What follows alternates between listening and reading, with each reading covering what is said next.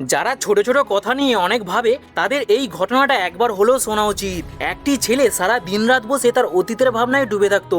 একদিন সেই ছেলেটি একটি জ্ঞানী ব্যক্তির কাছে গিয়ে বলল, আমি সারা দিনরাত চিন্তা করি আর অতীতের ভাবনায় ডুবে থাকি, এটা থেকে আমি কিভাবে বের হয়ে আসব। তখন সেই জ্ঞানী ব্যক্তিটি একটি গ্লাসে করে জল নিয়ে আসে এবং ছেলেটিকে জিজ্ঞাসা করে, আমি যদি এই গ্লাসটি 2 মিনিট ধরে দাঁড়িয়ে থাকি তাহলে কি হবে? ছেলেটি বলল, কিছুই হবে না। তখন সেই জ্ঞানী ব্যক্তিটি বলল, যদি এটি আমি 4 ঘন্টা ধরে দাঁড়িয়ে থাকি তখন কি হবে? তখন ছেলেটি বলল, হাতে ব্যথা করবে। তখন জ্ঞানী ব্যক্তিটি বলল, আমি যদি এটা 12 ঘন্টা ধরে দাঁড়িয়ে থাকি তখন কি হবে? তখন ছেলেটি বলে উঠল, আরো বেশি ব্যথা করবে আর হাতের মাংসপেশি অবশ হয়ে যাবে। জ্ঞানী ব্যক্তিটি বলল, কেন? গ্লাসের ওজনটা তো সেই একই থাকবে, তাহলে ব্যথাটা কেন বাড়বে? অনেকক্ষণ ধরে আছি বলে। ঠিক এই রকমই আমাদের সমস্যাটা। যদি আমরা যে কোনো জিনিস একবার ভেবে ভুলিয়ে দিই তাহলে কম ব্যথা হবে, আর যদি বেশি অতীতকে নিয়ে ভাবতে থাকি তাহলে অতীতের সাথে সাথে আমরা বর্তমান সময়টাকেও নষ্ট করে দেব।